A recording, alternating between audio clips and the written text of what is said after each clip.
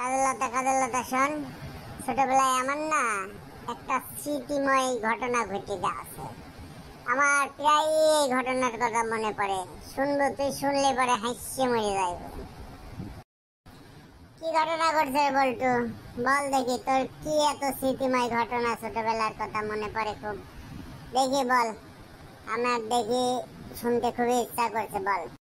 কাজলতা, ছোটবেলায় তো মা আমার হচ্ছে গিয়ে, আমরা কয় ভাই ছিলাম, 5 ভাই ছিলাম। সবারই রাতে তুলে তুলে করতে কি জানালা দিয়ে পিসাব করাইতো। তো একদিন এক ঘটনা আমার ঘটছে, বুঝছিস? আমার মনে কর তুলে জানালা দিয়ে পিসাব করাচ্ছে, আর একটা চোর, আরে চোর খুব ঘোরাফেরা করতো। এক চোর এসে আমার টুনটুনি ধরে টান মারছে।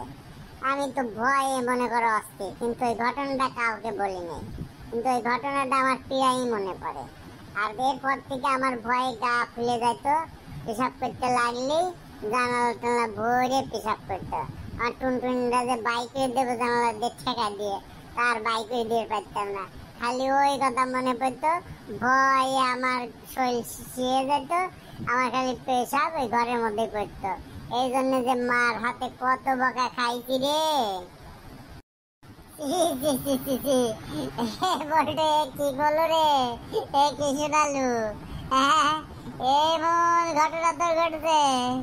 হায় রে কপাল, আজ হায় রে কপাল রে, তোর এমন একটা ঘটনা ঘটিয়েছে। যদি দুর্ঘটনা হইতো, তোর টুনটি টুনটা যদি ওর নিয়ে চলে যেত।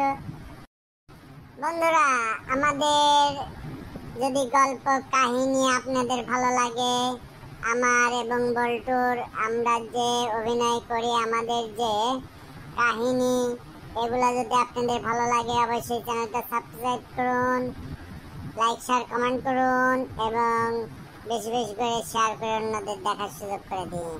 ধন্যবাদ।